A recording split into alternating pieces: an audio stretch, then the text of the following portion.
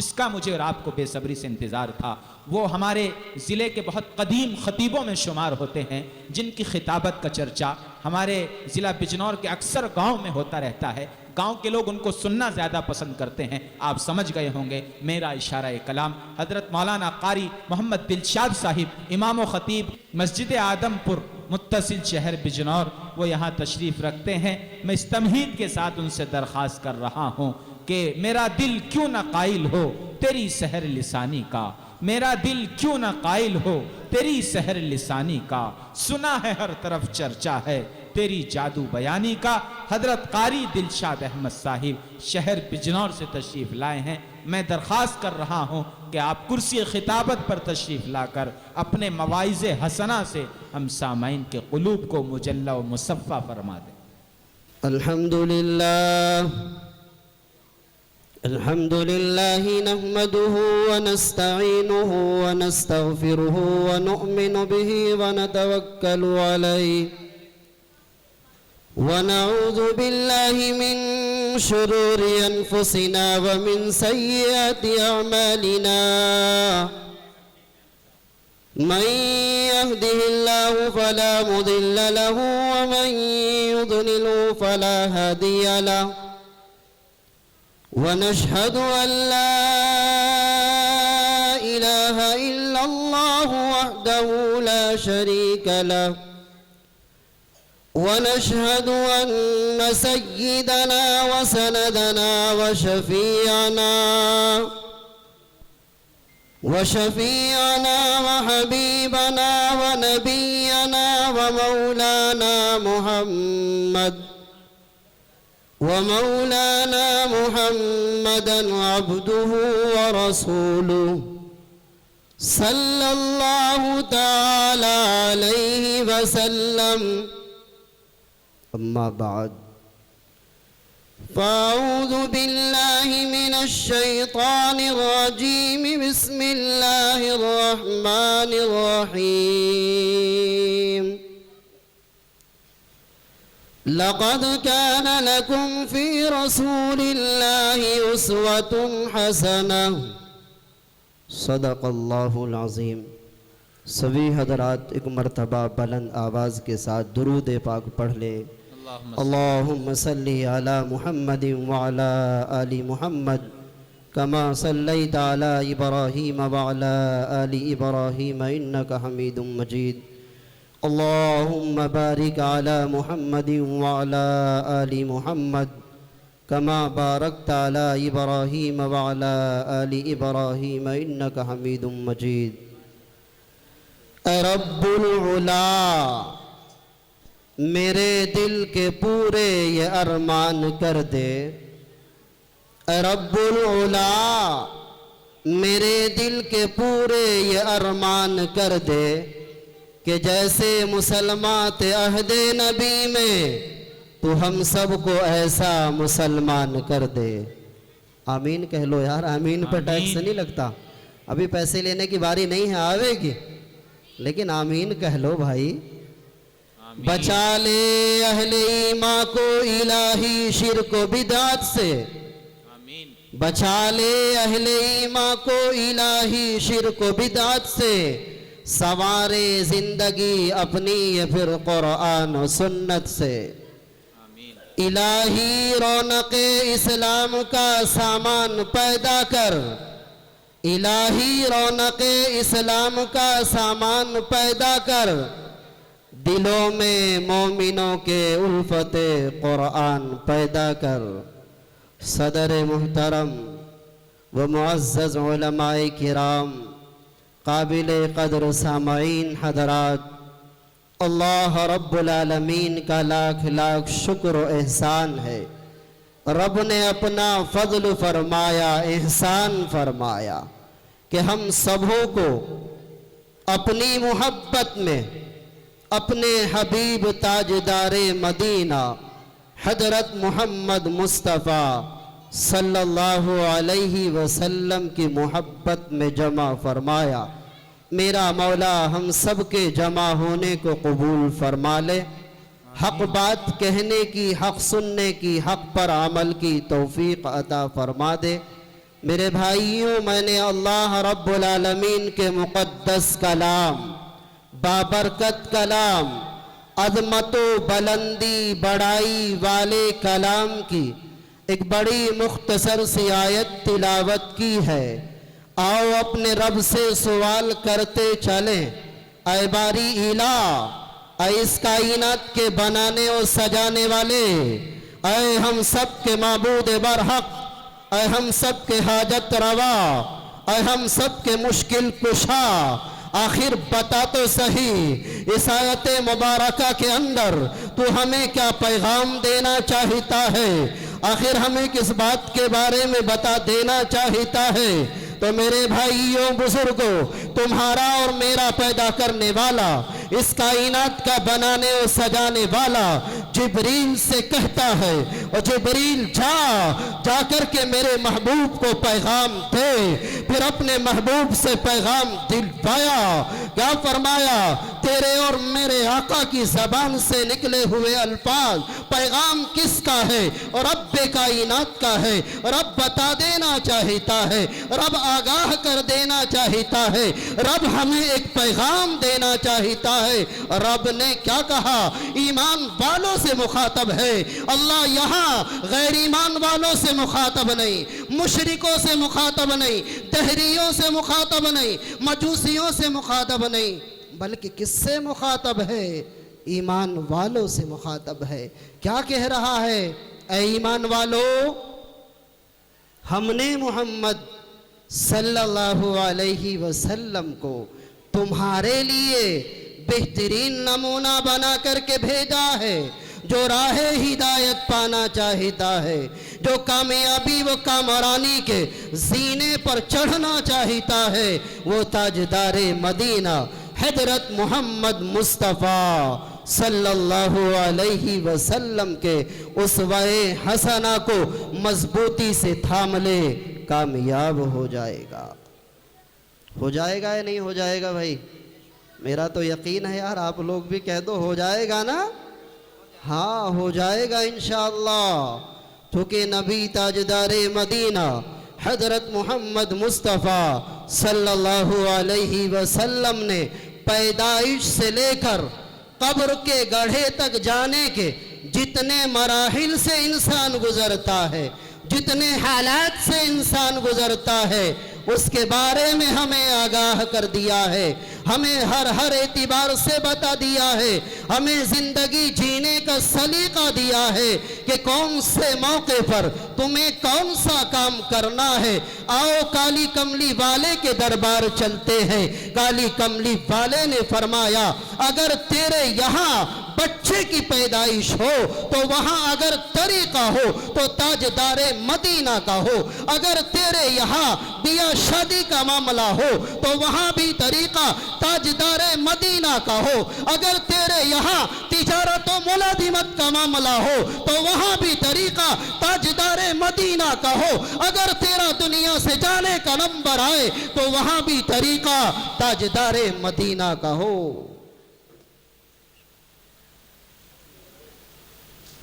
گرچہ اڑتا ہو ہوا میں رات دن، گرچہ اڑتا ہو ہوا میں رات دن، ترک سنت جو کرے شیطان گن۔ اگر میرے نبی کے طریقے سے ہٹ کر کے کسی کا کوئی عمل ہے، وہ شیطانیت کا تو ہو سکتا ہے، رحمانیت کا نہیں ہو سکتا۔ تو اس لیے ہمیں اپنی 24 گھنٹے کی زندگی کا جائزہ لینا ہے۔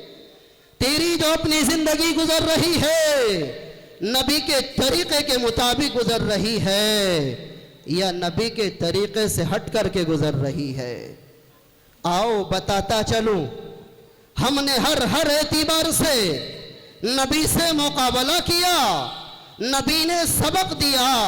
اگر تیرے یہاں بچے کی پیدائش ہو، اس کا نام اچھا رکھ جس کے معنی بھی اچھے ہو، اور اللہ نے اگر تجھے وسعت سے نوازا تو کہا اس کا عقیقہ بھی کر دے۔ نبی سے مقابلے پر آ گیا، نانا نبی تیرے بتائے ہوئے نام بھی اچھے نہ لگے، تیرا بتایا ہوا طریقہ بھی اچھا نہ لگا، اپنے عمل سے بتاتے ہیں۔ نبی نے کہا عقیقہ کر، مقابلے پر لایا، نہ مجھے عقیقے میں اوسط نہ آیا، میں تو چھٹی کروں گا۔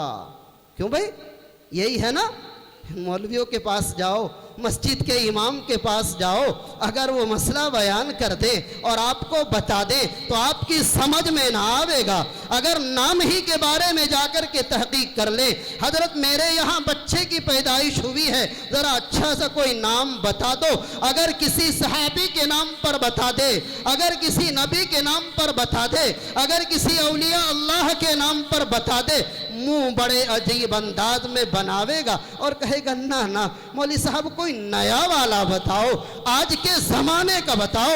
ہاں تیرے دماغ میں خباثت بسی ہے، ہاں تیرے دماغ کے اندر ضلالت بسی ہے، ہاں تیرے دماغ کے اندر دنیا کی رنگینی بسی ہے۔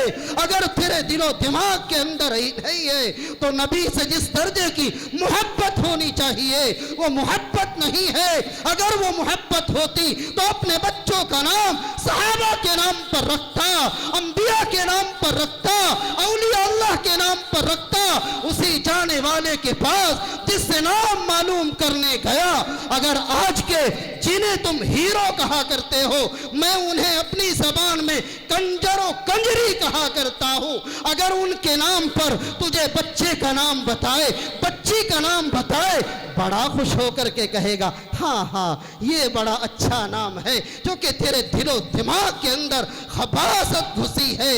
اسی لیے تجھے اگر نام بھی پسند آیا تو فلمی کنجری اور کنجروں کے نام پر پسند آیا، اگر نام پسند نہ آیا تو نبی کا بتایا ہوا نہ آیا، اگر نام پسند نہ آیا صحابہ کے اوپر نام رکھنا پسند نہ آیا۔ اب جب تو نے بچے کا نام ہی غلط رکھا، جس کے معنی ہی غلط ہو، تو پھر ایمانداری کے ساتھ بتاؤ یہ ہماری نسلیں اگر ہماری عزت سے کھلواڑ نہ کرے تو کیا کریں گی؟ اگر یہ ہماری عزتوں کو نیلام نہ کرائیں تو کیا کریں گی؟ اگر یہ ہمارے ساتھ جہاں تہاں ادھر گلی محلوں کے اندر ہماری عزتوں کا جنازہ نہ نکلوائے تو پھر اور کیا ہوگا؟ اپنے بچوں کے نام ہی غلط رکھیں جن کے اثرات بھی غلط پڑے۔ میرے بھائیوں بزرگوں، نبی صلی اللہ علیہ وسلم نے والدین کی ایک ذمہ داری اور بھی دی ہے۔ وہ والدین کی ذمہ داری کیا ہے؟ آقا نے فرمایا اپنے بچے کو اتنا علم دین سکھا دو جس سے حرام و حلال کی پہچان ہو، جس سے جائز و ناجائز کا پتہ لگے۔ لیکن آج ہمارا حال یہ ہے، اسکولوں میں پڑھانے کے لیے بڑے خوش ہیں، کالجوں میں بھیجنے کے لیے بڑے خوش ہیں، یونیورسٹیوں میں بھیجنے کے لیے بڑے خوش ہیں۔ اگر یہ مسجد کے ملا کہہ دے، اگر یہ مدرسے والے کہہ دے اپنے بچے کو قرآن و حدیث کا علم سکھا لو، حرام و حلال کی تمیز ان کو آ جائے گی، یہ بات ہماری سمجھ میں نہ آئی۔ اور اس کا بہت اچھی طریقے سے آپ بھی جانتے ہو، اگر تیرے یا میرے بچے کو اسکول جانے کا نمبر آئے، ڈریس پہنائیں گے، گلے میں وہ ایک لگام سا ڈال دیں گے جس کو آپ لوگ ٹائی کہتے ہیں یا کیا کہتے ہیں، وہ لگام سا لعنت کا توق اس کے گلے کے اندر ڈال دیا ہے۔ اب اس کی آنکھوں میں سرما سیاہی لگائی ہے، اس کے سر کے اندر تیل لگایا ہے، بڑا سجا بجا کر کے بھیجا ہے، بڑا تیار کر کے بھیجا ہے، جو کہ اگر اسکول کی وہ لباس پہن کر کے نہ گیا، اسکول کے اندر نہ لیا جائے گا، ان مدارس اسلامیہ کے اندر اس کا منہ دھلا ہوا ہے یا نہیں ہے، اس کی ناک کہاں تک آ رہی ہے، کس پوزیشن میں آیا ہے، کیونکہ یہ جانتے ہیں نا ان مسجد کے ملاؤں کے پاس رومال کافی لمبے ہوتے ہیں، اگر اس کی ناک بھی آ رہی ہے تو یہ مسجد کا ملا اپنے رومال ہی سے صاف کر دے گا۔ کیوں بھائی؟ یہی ہے نا حال۔ بڑا عجیب ہے، بڑا عجیب ہے۔ آج ہم نے اپنے بچوں کو کہاں سے کہاں پہنچا دیا ہے، تبھی تو وہ تمام سارے حالات و معاملات ہمارے سامنے ہیں۔ بچے کو قرآن و حدیث سے دور کیا، آج اپنے بچوں کو مسجد کا ملا بنانا پسند نہ کیا۔ لیکن تمہاری ذہن سازی کے لیے ایک بات بتاتا چلوں، آپ ملا بنانا پسند نہیں کرتے، مگر ملا کے بغیر تمہارا کام بھی نہیں چلتا۔ بتا دوں کیسے؟ بتا دوں، مسجد میں اگر نماز پڑھانے کی باری آئے، بلاؤ مسجد کے ملا کو ہمیں نماز پڑھا دے۔ اگر کسی کے نماز جنازہ کی پڑھانے کی باری آئے और बड़े बड़े सूट बूट के पहनने वाला, बड़े बड़े एयर कंडीशन का रहने वाला आज एक साइड खड़ा है, नमाज़े जनाजा पढ़ाने की हिम्मत नहीं रखता। अगर नमाज़े जनाजा पढ़ाने का नंबर आए, बुलाओ मस्जिद के मुल्ला को। और तो और अगर तेरे घर के अंदर बच्चे की पैदाइश हो, कान में अजान देने की सलाहियत तेरे अंदर मौजूद नहीं, जाता है मस्जिद के मुल्ला के पास, हजरत मेरे घर के यहाँ घर में बच्चे की पैदाइश हुई है, जरा चल कर के कान में अजान पढ़ दो। और और अगर तेरी माँ या तेरे अब्बा के आखिरी लम्हात हो, मलकुल मौत उसके सरहाने मौजूद हो, दौड़ करके जल्दी से जाता है, मौलवी साहब जरा मेरे घर को चलो, मेरी अम्मी की हालत खराब है, मेरे अब्बा की हालत खराब है, हजरत मेरी माँ के सरहाने बैठकर सूरह यासीन की तिलावत कर दो।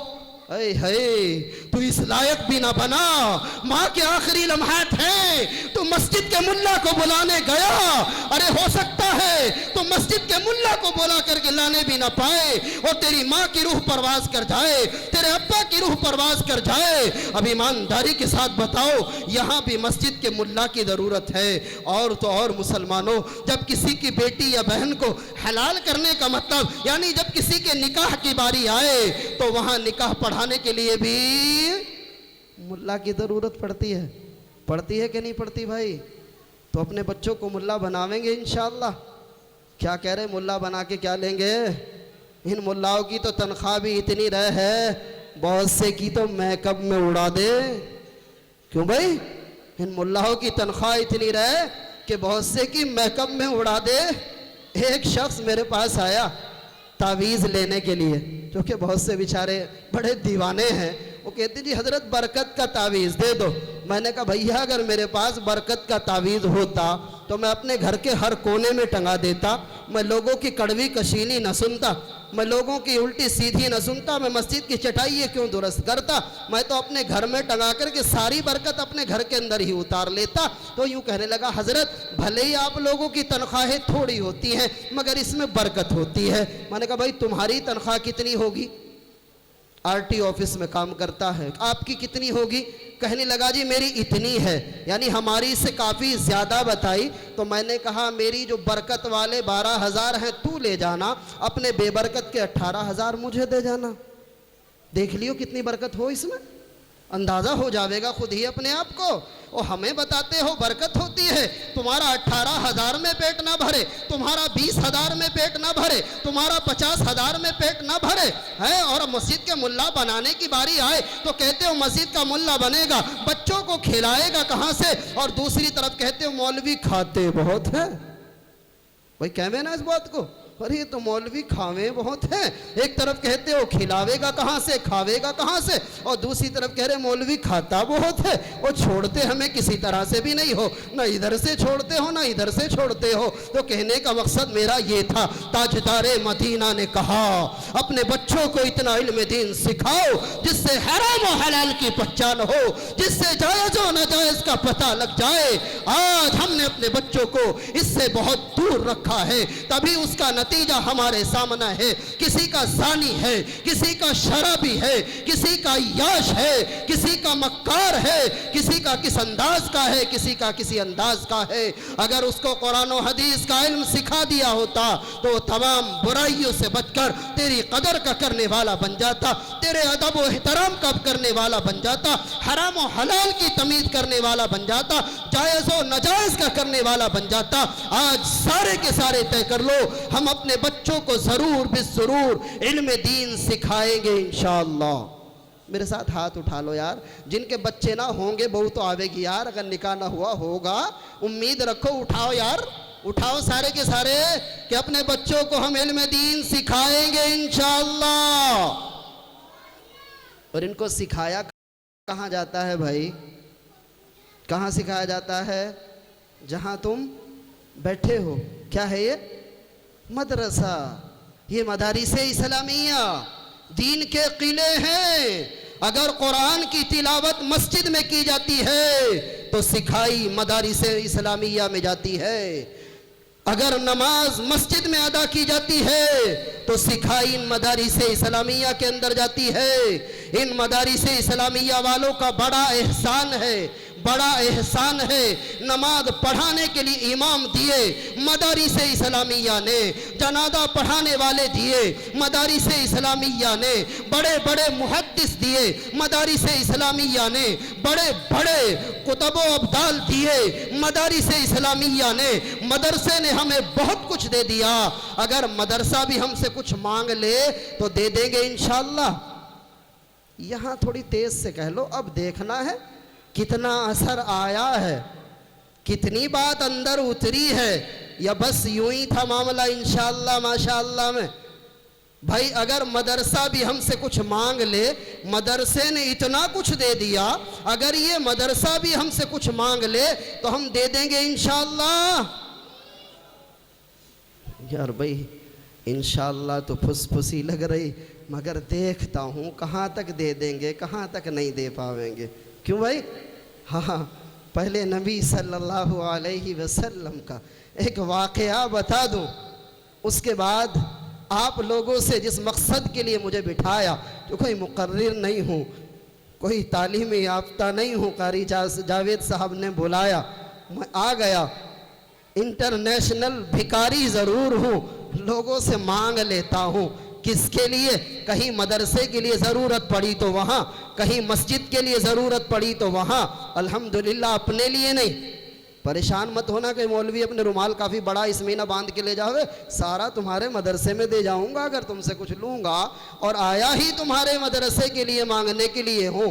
तेरे और मेरे आका, पूरी कायनात के आका हज़रत मोहम्मद मुस्तफ़ा सल्लल्लाहु अलैहि वसल्लम ने एक मौके पर हज़रात सहाबाए किराम से चंदे का ऐलान कर दिया। किस चीज़ का ऐलान किया भाई? तुम बोलो तेज से, सारे के सारे बोलो, किस चीज़ का ऐलान किया? चंदे का। किसने किया? ताजदारे मदीना ने किया। और किससे किया? उनसे किया जो नबी के एक इशारे पर अपने जानो माल कुर्बान करना अपने लिए फ़ख्र की बात समझा करते थे।